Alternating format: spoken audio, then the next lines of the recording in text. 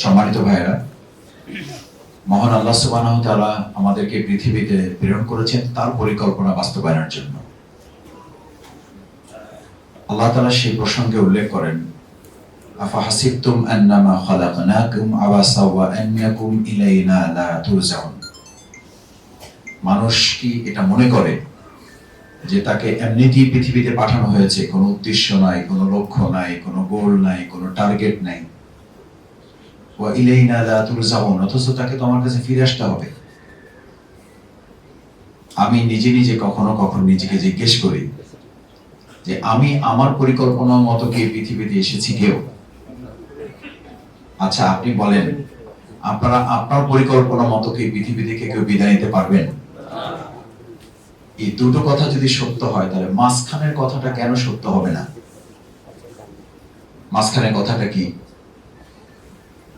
আপনার আশাটা আল্লাহর পরিকল্পনা, যাওয়াটা আল্লাহর পরিকল্পনা, মাঝখানের পরিকল্পনাটা শুধু আপনার। কার? কিন্তু আমরা ভাগ করেছি কি হিসাবে বলেন? আসছি আল্লাহর পরিকল্পনা, যাবো আল্লাহর পরিকল্পনা, শুধু মাঝখানের পরিকল্পনার বাস্তবায়ন হবে কার? এটা আপনারা বলতে চাচ্ছেন না। কার? কিন্তু হচ্ছে কার? হচ্ছে আমার। দ্বিতীয় কথা হচ্ছে, আবাসা শব্দ দিয়ে তাফসীরের যে কথাটা বোঝানো হয়েছে, ভালো করে খেয়াল করেন, এখানে অনেক উলামায়ে কেরাম আছেন। আফাহাসিবতুম আন্নামা খালাকনাকুম আবাসা। আবাসা শব্দের অর্থ হচ্ছে শুধু এটি নয় যে অনর্থক কাজ, অনর্থক ইবাদত। অনর্থক কাজ শুধু বলা হয় না, অনর্থক ইবাদত। অনর্থক ইবাদত বলতে উলামায়ে কেরামগণ বলেছেন সেই সমস্ত ইবাদত, সেই নামাজ, সেই রোজা, সেই হজ, সেই যাকাত, সেই তাহাজ্জুদ, সেই তেলাওয়াত, সেই সাদাকা, সেই জিকির, যার সাথে আল্লাহ তাআলা এই পৃথিবীতে আপনাকে পাঠানোর মূল উদ্দেশ্যের সম্পর্ক নাই। লিউযহিরাহু আলা দ্বীনি কুল্লি। সূরা তাওবা, সূরা ফাত, সূরা নূর, সূরা সাফ, এরকম অসংখ্য আয়াত এই লিউযহিরাহু আলা দ্বীনি কুল্লি। অর্থাৎ আল্লাহর জমিনে আল্লাহর দ্বীনকে বিজয়ের সাথে যে সালাতের সম্পর্ক নাই, সেই সালাতকে অনর্থক বলা হয়েছে। আল্লাহর দ্বীন বিজয়ের সাথে যে তাহাজ্জুদের সম্পর্ক নাই, সেই তাহাজ্জুদকে অনর্থক বলা হয়েছে। কারণ এই তাহাজ্জুদের সম্পর্ক এভাবে নির্ধারণ করা হয়েছে, রুহবানাল লাইল ফুরসানান নাহার। তার দরবেশগিরি হবে সৈনিকগিরির জন্য। তার দরবেশগিরি শুধু দরবেশগিরির জন্য না, তার তাকওয়াগিরি শুধু তাকওয়াগিরির জন্য না। ওই তাকওয়াগিরি যদি তাকওয়ার প্র্যাকটিক্যাল প্ল্যাটফর্মটাই না পায়, তাহলে সেটা বুঝতেই পারবে না যে তার তাকওয়াটা স্ট্যান্ডার্ড আসলে জায়গা মতো পৌঁছেছে কিনা। এটা বোঝার উপায় হচ্ছে দ্বীন কায়েমের এই ক্ষেত্র। সম্মানিত ভাইয়েরা, সেই জন্য আজকে এখানে আমরা যারা আছি, আমি আপনাদেরকে বিশেষভাবে একটা অনুরোধ করতে চাই। দেখুন, বাংলাদেশ ইসলামী ছাত্র শিবিরের এই দীর্ঘ পথ পরিক্রমায় আপনারা যারা ভূমিকা পালন করেছেন, সবসময় আপনারা ফিল করেন যে আমাদের জীবনের দুটো অধ্যায় আছে, একটা ট্রেনিং পিরিয়ড আছে, একটা প্র্যাকটিক্যাল পিরিয়ড আছে। আপনারা আজকে এখানে যারা আছেন, তারা আপনারা ট্রেনিং পিরিয়ড শেষ করেছেন, এখন প্র্যাকটিক্যাল পিরিয়ডে আপনারা আছেন। আমরা প্র্যাকটিক্যাল পিরিয়ডে আছি। আমাদের শহীদ আলী হাসান মুজাহিদ ভাই আমাদের পরিষদে আমাদেরকে একটা কথা স্মরণ করাতেন, বাংলাদেশ ইসলামী ছাত্র শিবিরকে ব্যর্থ করার জন্য গোটা পৃথিবীতে এক আল্লাহ ছাড়া কেউ এটা করতে সক্ষম নন। কিন্তু বাংলাদেশ ইসলামী ছাত্র শিবিরকে, ছাত্র শিবিরই কোন একজন ব্যক্তি ছাত্র শিবির থেকে আঙ্গুল তুলে ছাত্র শিবিরকে প্রশ্নবিদ্ধ করতে সক্ষম। অর্থাৎ আপনি যে ছাত্র শিবির, আমি যে ছাত্র শিবির থেকে তৈরি হয়েছি, আমারই ভূমিকার উপরে ভিত্তি করে কেউ আমার দিকে আঙ্গুল তাক করে বলবে, এই যে দেখুন শফিকুল ইসলাম মাসুদ ছাত্র শিবির থেকে তৈরি হয়েছে, অথচ তার ভূমিকাটা ট্রেনিং পিরিয়ডে একরকম ছিল, বক্তব্য একরকম ছিল, আলোচনা একরকম ছিল, এখন বাস্তবে তার ভূমিকাটা হচ্ছে এরকম। সেজন্য আজকে আমি যদি আপনাদের কাছে জিজ্ঞেস করি, আমরা গোটা পৃথিবীকে চ্যালেঞ্জ করার আগে আমরা কি আজকে এই সিদ্ধান্ত নিতে পারবো যে আমার কোন ভূমিকা, আমার প্রিয় সংগঠন যার জন্য আমি জীবন বাজিয়ে রাখতে সিদ্ধান্ত নিয়েছিলাম, সেই প্রিয় সংগঠন বাংলাদেশ ইসলামী ছাত্র শিবিরের দিকে কেউ আঙুল তুলে প্রশ্ন সৃষ্টি করুক, সেই জায়গা আমরা আর কাউকে সুযোগ তৈরি করতে দেব না।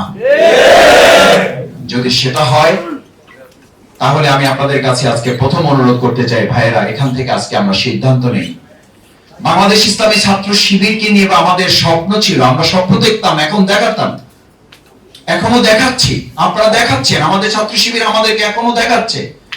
বিশেষ করে 2024 সালের 5ই আগস্ট ছাত্র এবং জনতার গণ অভ্যুত্থান আরেকবার স্মরণ করে দিয়েছে, ছাত্র সমাজের কোন সিদ্ধান্ত কখনো ব্যর্থ হয়নি, হচ্ছে না এবং ভবিষ্যতে হবে না। আজকে যে ছাত্র সমাজ উই ওয়ান্ট জাস্টিসের স্লোগান তুলেছে, এটার শেষ পরিণতি হবে আল্লাহর জমিন, আল্লাহর দ্বীন বিজয়ের মাধ্যমে। কারণ জাস্টিসের মূল কথাই হচ্ছে ইসলাম। আমি আমাদের অনেক ছাত্র বন্ধুদের সাথে কথা আমি জিজ্ঞেস করেছি, ভাই তোমরা যে জাস্টিসের কথা বলেছো, এটা মূল কথা কি? বলছে, মাসুদ ভাই আপনারা ইসলাম বলেন, আমরা জাস্টিস বলি, এর মধ্যে কোনো পার্থক্য নাই, কথা একই। আলহামদুলিল্লাহ, এই অনুভূতি যে ছাত্রদের মধ্যে জাগ্রত হয়েছে, এর পিছনে ছাত্র শিবিরের ভূমিকা আছে। ভবিষ্যতে ছাত্রদের হাত ধরেই এই ভূমিকার চূড়ান্ত রূপ বাংলাদেশে পরিগ্রহ হবে ইনশাআল্লাহ। সেটার জন্য দিন কায়েমের এই প্রয়োজনীয়তাটাকে আমাদের মধ্যে লালন করা শুধু না, এটাকে এখন বাস্তব প্রায়োগিক জীবনে নিয়ে আসতে হবে। আমি আপনাদের কাছে দ্বিতীয় যে অনুরোধ করে শেষ করতে চাই, ভাইয়েরা, আমাদের এই প্রিয় মাতৃভূমি বাংলাদেশ এখন আপনারা আধুনিক তথ্য প্রযুক্তির সবচেয়ে শীর্ষে অবস্থান করছেন বলে আমরা মনে করি। আমি অনেক সময় বলি যে আমরা এখন আধুনিক তথ্য প্রযুক্তির কোন যুগে আছি? যে যুগকে বলা হয় যে এআই প্রযুক্তিতে আছি। এআই প্রযুক্তি মানে কি? আমরা বলি যে আর্টিফিশিয়াল ইন্টেলিজেন্স। তো আর্টিফিশিয়াল ইন্টেলিজেন্স মানে কি? মানে হচ্ছে আপনি যা চাইবেন আপনি তাই করতে পারবেন। আপনার মতো লোকেরও এখন প্রয়োজন নেই। শফিকুল ইসলাম মাসুদকে এখন শত শত শফিকুল ইসলাম মাসুদ তৈরি করে ভিডিওতে দিয়ে দেওয়া যাবে, আপনি বুঝতেই পারবেন না যে আসলে কোনটা শফিকুল ইসলাম মাসুদ। খুঁজে বের করার জন্য আপনাকে আলাদা গবেষক হইতে হবে। এরকম একটা প্রযুক্তি যখন আমাদের আসছে, তার আগে আপনারা আমাদেরকে শেখাতেন, আমরা চ্যালেঞ্জ করে বলতাম, প্রযুক্তি হচ্ছে এমন যে একটা ব্রেইন যা করতে পারে তা 25টা কম্পিউটারের ব্রেনের কাজ একটা ব্রেন করতে পারে, একটা মানে 25টা কম্পিউটার এরকম আছে। এখন আজকে এসে আমাদেরকে বলা হচ্ছে তথ্য প্রযুক্তি এমন জায়গায় পৌঁছে গেছে যে ব্রেন আর কোনো কাজে লাগবে না, এখন প্রযুক্তি সব করে দেবে। 30 কোটি মানুষ আগামী 6 মাসের মধ্যে এই আমাদের উপমহাদেশে বেকার হয়ে যাচ্ছে। এটা একটা মেইন স্ট্রিম পত্রিকার খবর। আচ্ছা, আমি আপনার কাছে জিজ্ঞেস করি, যে খবরটা দিয়ে আগে আমাদের প্রযুক্তিতে আমাদেরকে ধমকাতেন মানে প্রযুক্তি ধমকাতো যে ব্রেন আর কোনো কাজে লাগবে না, এখন সেই প্রযুক্তি বলছে মানুষ আর কোনো কাজে লাগবে না, এই মানুষ বেকার হয়ে যাবে। আমি তখন বলেছি বা এখন বলছি বা আমাদেরকে বলতে হবে, এই প্রযুক্তির কাছে গুগলে সার্চ দিলে পৃথিবীর সব পাওয়া যায়। আমি তখন হাসতে হাসতে বলি যে ওখানে সার্চ দেন, ভাই গুগল আসসালামু আলাইকুম, আমার কিছু সৎ লোক দরকার, সাপ্লাই দেন। আপনি এখন টেস্ট করে দেখেন, যদি আমার কথা সত্য না হয় টেস্ট করে দেখুন, ওখানে সার্চ দেওয়ার সাথে সাথে সে নিয়ে যাবে ক্লাস 7 এর নৈতিকতা শিক্ষায়।